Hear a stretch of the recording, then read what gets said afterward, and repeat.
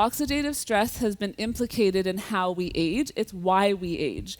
So what causes oxidative stress? Diet, lifestyle, stress. We create those little free radicals that move around the body and they attack our genes. Trying to resuscitate neurons that have died is obviously a strategy that is not going to work. Once the system has degenerated quite a bit, it's actually very hard to restore health.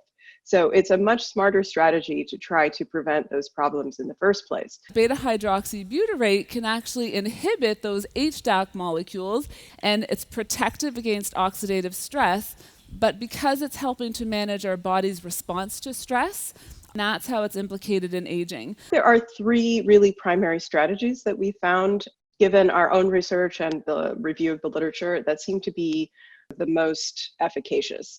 The first is, unsurprisingly, keep your fuel stable. Meaning what you want to do is avoid glucose spikes, because those spikes actually over time tax your metabolism. And once you start down that path, it's very hard to get off the path. And ultimately it leads to the neurons not being able to adequately utilize glucose. The second strategy is exercise. And then the third is sleep. Most of the cleaning and repairing functions in the brain occur during sleep.